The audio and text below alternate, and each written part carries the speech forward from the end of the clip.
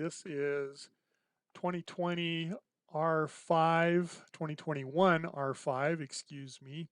And we're going to take a look here in this first video at some of the enhancements that have been made for ply-to-ply fastening. And what you see here, I've got a 3-ply truss, 2x4 over 2x8, and I've got 3-point loads that I've added just for demonstration purposes. And the first thing to note here is that you'll see that it says bottom cord fastener cluster failed at location 12 feet. That's this one. This point load is too large for the program to have figured it out. This is the previous result that we would get, and I have not edited my fastener settings yet, so that's why I'm still getting that. An existing truss or a new truss, if you don't change your fastener settings, will get this message, okay? The first thing, though, that I want to point out before we go look at the fastener settings is that in this R5 release, we have now incorporated the different lumber species into the fastener values.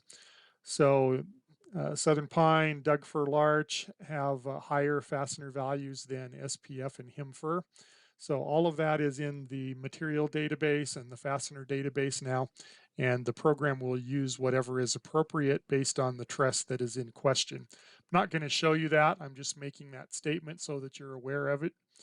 To look at all the fastener stuff, I'm going to go back here to input and then go into ENV data just for this particular truss.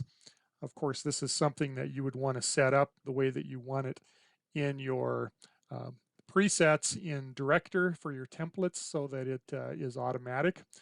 But if I open up the fastener settings here, you'll see there's a whole bunch of new options. I'm not going to go through and demonstrate all of these, but I'm going to talk a little bit about these. First of all, we added a 5-ply and a 6-ply option. The language here that says 2-ply fastener plus bolts, that's the default action. That's for backward compatibility, and it's the same thing that, previous releases would do. It uses whatever you have specified up here in your 2-ply for the fasteners, and then it requires bolts at panel points and mid-panel locations, okay? That's the previous action. We actually don't have bolts in here as a selection, but you can now change these to something else. So if you wanted to use a 5-ply option, you can use the SDWS 5-ply screws, for example, and you can use maybe the 4-ply screws here from both faces is what that would do. If you pick a screw that is not long enough to go all the way through the truss, then it will automatically apply it to both sides, okay, from both faces. And then you have all of the options over here that are available as well. We also have a floor truss fastener type now, so you have 4 different choices here for floor truss fastening that you can use.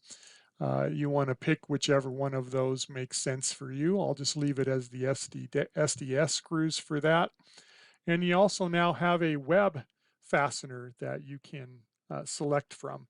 Default here means to do what the program was doing previously, and what that is, in fact, was whatever was set up here for the number of plies, it would use the same fasteners for the webs. So you would get the same fasteners for cords and webs as you base up here. If you pick something here under the web category, then it will use that fastener. I'm going to pick the 0.131 by 3 inch nails.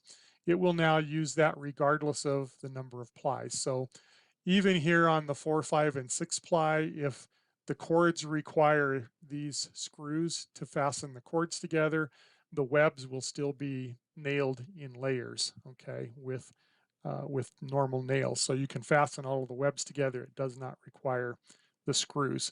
If you want to use the same fasteners, then set it back to default, okay?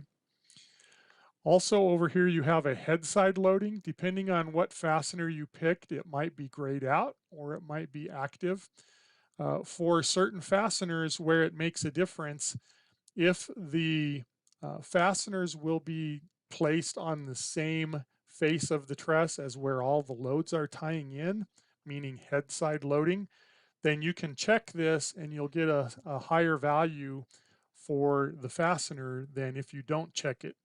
If you're not sure, or If you don't want to deal with it, then leave it unchecked, and then it doesn't matter. Your fasteners can be placed either from the load side or from the non-load side. It will work either way. Okay. And then down here is maybe the more exciting enhancements to some of this, and that is an alternate fastener that you can select for 2-ply and 3-ply trusses when what you have selected up here doesn't work.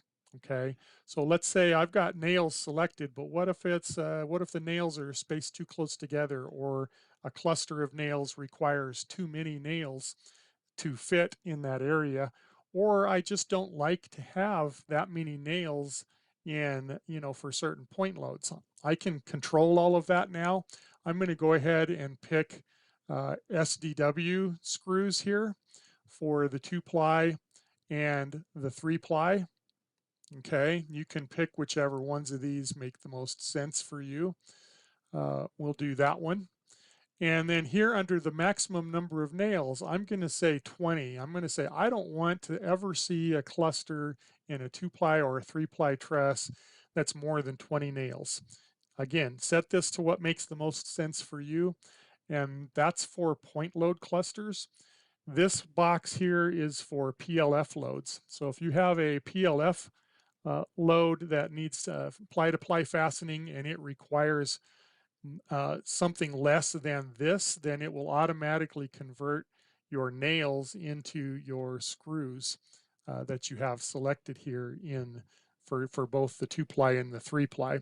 So this applies to both of these boxes, and it will use these alternate fasteners that you have selected if the required number of the required spacing, I should say, is less than your minimum spacing that you set here. Okay.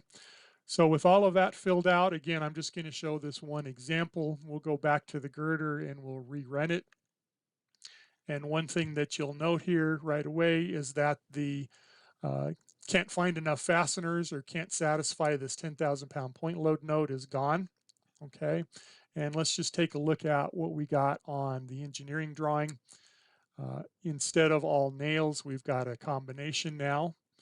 You'll see all of those selections that I picked. Here's the web nails that I picked, okay? You'll see the cluster here for the point load that is at 17 feet requires 16 nails, so it's still using 16.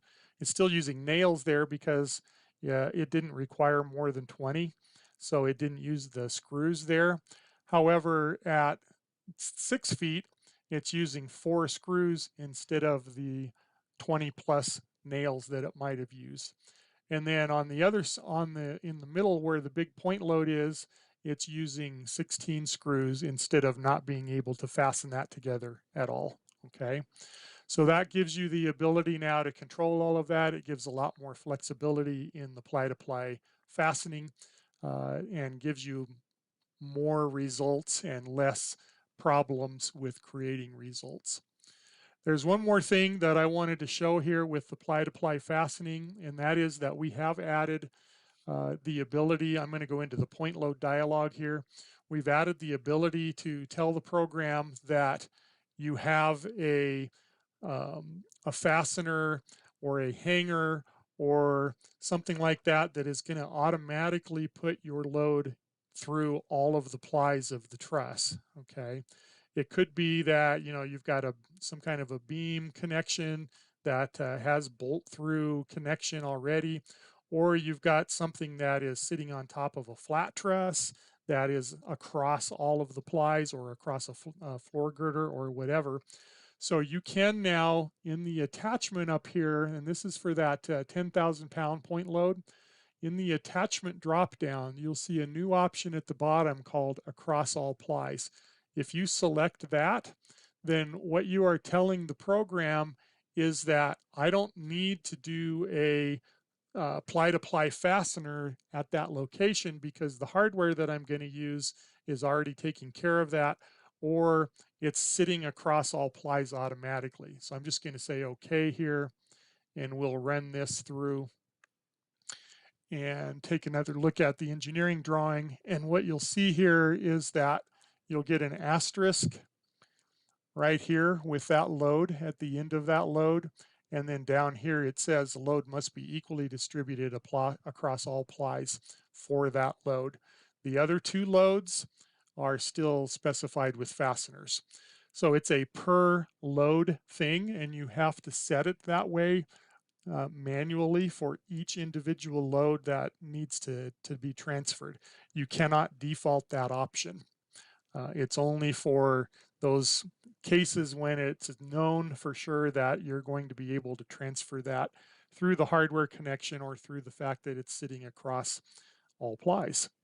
Okay, hope that makes sense. And if you have any questions at all about any of this stuff, please let me know. I would also suggest that it would be a good idea to watch the webinar that is recorded on October the 21st of 2021 and watch Sienna go through this in a little bit more detail and show some more examples as to how all of this works. Okay, and we'll move on to some other stuff in the next video. Again, if you have any questions, please let me know. Thanks.